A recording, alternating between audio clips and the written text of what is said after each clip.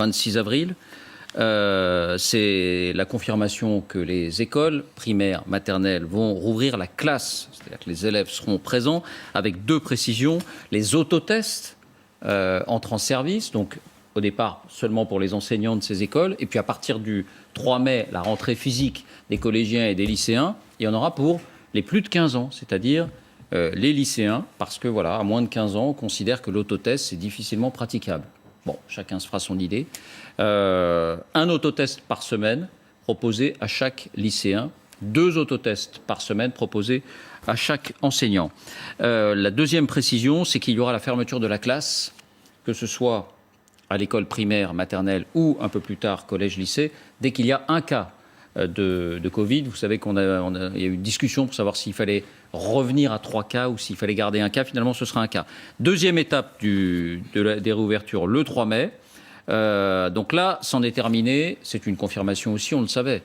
Il y avait eu des fuites, mais c'en est terminé officiellement de la limite des 10 km pour le déplacement. En revanche, il avait été question d'alléger le couvre-feu. Non, il n'y aura pas d'allègement du couvre-feu qui sera en l'état au moins jusqu'au 15 mai. Alors c'est vrai qu'on avait annoncé dans un premier temps, mais à culpa, nous hier, qu'il y aurait pu avoir allègement, mais Adrien Gindre avait nuancé cette idée en nous disant que c'était sans doute pas le cas. Apparemment, c'est Jean Castex qui a emporté l'arbitrage. C'était une idée qui était sur la table. Il a convaincu que c'était sans doute trop tôt.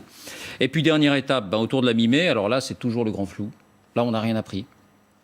On n'a rien appris. Je cite la phrase. Sous réserve de l'évolution sanitaire, un nouveau train de réouverture autour de la mi-mai qui pourrait commencer par les commerces, certaines activités culturelles et sportives et les terrasses. Cette liste n'est pas définitivement fixée.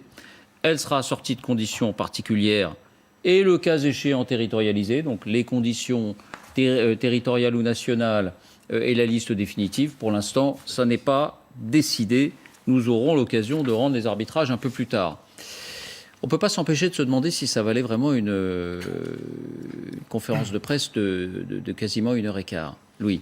Je suis d'accord avec vous, la question se pose, puisqu'en fait, Matignon et le gouvernement confirment les fuites que l'Élysée a orchestrées en début de semaine, ce qui est plutôt, là pour le coup, le témoignage de quelque chose de sain, c'est-à-dire qu'au moins ils sont d'accord sur la même, ils sont sur la même ligne.